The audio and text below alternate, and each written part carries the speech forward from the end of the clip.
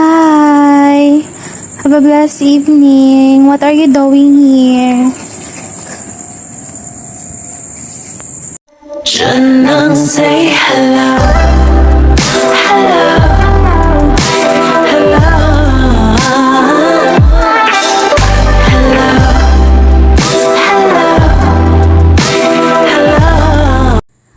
Si Gumball dahil nandito nga ako ngayon sa bahay ng aking customer. Uy, anong iniisip niyo? Nandito nga ako ngayon sa bahay ng aking customer rather, or aking guro. Kasi pagkatapos ng klase ko, punta agad kami sa kanyang bahay. Of course, hindi niyo pa alam kung anong ginagawa ko dito. Ano ba iniisip niyo? Ba't nga ako na-book after my class? Ay, naku, bulol-bulol ata ako ngayon.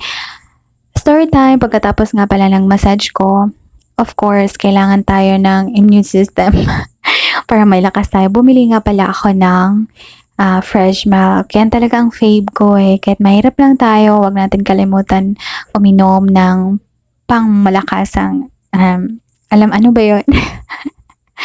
Yun nga, bumili ako noon. Tapos, bumili din ako ng effervescent, extra effervescent. Kasi masakit ang katawan ko kasi nga nagmamassage ako sa aking teacher or professor sa college. Kasi nga pagkatapos ng class ko, sabi niya, yun nga, eto nga, galing ako sa kanilang bahay sa Napoleon, Pagadian City.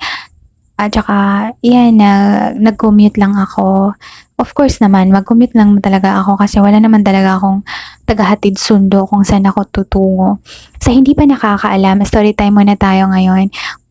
Meron pala akong massage in situ, kaya ginagamit ko ito upang magkaroon ako ng kita o racket habang nag-aaral para naman may magagamit ako sa panahon ng kagipitan o walang mapadala yung pamilya ko. Of course, hindi tayo pwede aasa na lang sa pamilya kasi mahirap lang naman din. So, kailangan kayod tayo ng kayod. Of course, nag-video ako habang nakasakay sa bao-bao para na rin matour ko kayo sa City of Pagadian. So, galing pala ako sa Napoleon, Pagadian City. So, yun nga halos, hindi ko na to fast forward para makita nyo talaga yung view or kalsada ng Pagadian City.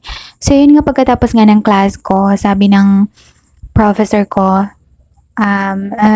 Campbell, pwede ka ba ngayon? Pwede ba kita mabook ngayon? Kasi daw ang sakit na ng katawan niya. Kasi alam nyo naman, napakadaming mga events ngayon.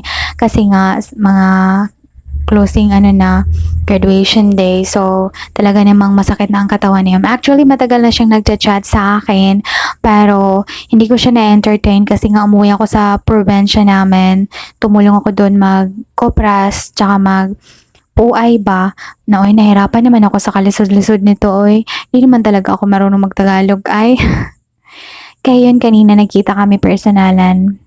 Sabi niya sa akin, bakante ba raw ako? Sabi ko naman, kahit nga apiki naman yung time ko, pero of course, kailangan kikita tayo kasi hindi pwedeng nga nakatunganga.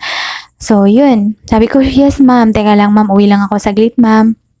Tapos, mag-dinner muna ako para man may lakas ako mag-massage sa kanya. Kaya yun, pagkatapos, may klase pa din siya, kaya yun. Pagkatapos kong kumain, naghintay na pala siya sa akin. Tapos ako naman, nagkapawis-pawis na, bilis-bilis ng galaw ko kasi nga baka naghintay na siya sa akin. So yun nga, naghihintay siya sa akin, tapos marami nang nagchat na, Campbell, naghihintay na si professor sa'yo sa entrance, kaya yun ang bilis ng ko. Yun nga, chika-chika for this video. Ito talaga ang ganap ko this evening Gusto ko ma-upload agad ito kasi bukas uuwi ko sa probinsya namin. Tapos abangan nyo kasi meron naman akong panibagong content sa probinsya na i-upload ko in God's will, diba? So, thank you so much pala for watching Kahumble. And of course, sa paglaan ng oras. God bless you all.